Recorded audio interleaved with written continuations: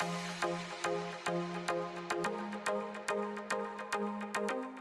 hello everyone. We are here at Nick Presents India Kids Summit Season 3. I have with me Mr. Alamjit Singh Sekhon. Sir, thank you so much for joining us over here. It's a pleasure. You had an interesting session over there. How was it? Okay, thank you so very much. It's a pleasure and privilege being here and being able to hear from the different experts, also to share one's own views. And I think sessions like these are wonderful. They're wonderful for people like me to also understand from other speakers their own perspective.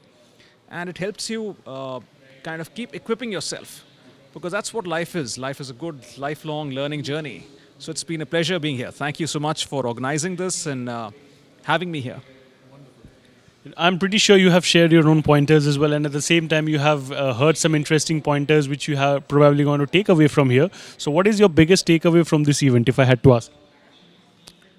Oh, well, okay. So I think what we were talking about was more about the experiential marketing piece.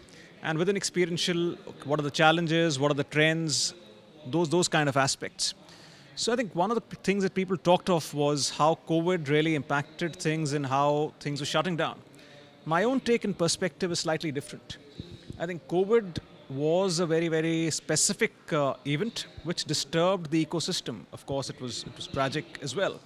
But at the same time, it's not that things necessarily would have stopped from an experiential standpoint. Consumers were still consuming food. Consumers were still cooking at home.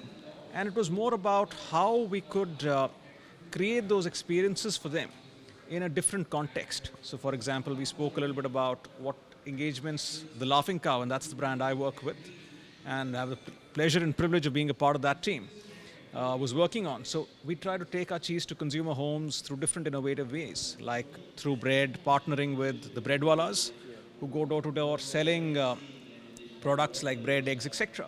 So I think it was more about how you can leverage the context and then do something around it. So that's something that I spoke about. The second thing is also about what's the future. And the future, and that's a takeaway that I would take, which is about how brands need to continue to engage with consumers and have a certain purpose. Because brands can't be talking only about their product. They need to have a larger purpose. And they need to be a purpose which is about being responsible, which is about being caring for the environment, for people, and have a purpose, I would say. So, last question before I let you go, that would be that it's very difficult when we're talking about kids, it's very difficult to retain their attention for a long period of time due to obvious reasons. So, how do content creators bridge that gap so that maximum potentials jo hai, we can achieve? Okay, well, I think the different studies which talk about the different attention span, somebody about adults, somebody about kids, and the different things that are going in people's mind. I think the most important thing is whatever we do, it has to be simple and engaging. It has to be what's relevant to them at the time when this is being broadcast or when this is being consumed by them. So let's say, I'll take an extreme example. You're preparing for an exam and nobody wants to hear a message which is about something different. It's more about what will help me at that point of time. Or if I'm going to cook something as a surprise for my mom as a kid, then something which could help me at that point of time. So it's about how do you try and engage the content which is attuned to what the kid is doing at that point of time. Keeping it simple, keeping it relevant. No rocket science. Well, hope we can all achieve that. Thank you so much, sir, for talking to us and sharing your inputs. It's a pleasure. I hope you have many more conversations in the future. Thank you so much, sir. Pleasure. Thank you so much. Thank you. Pleasure so much.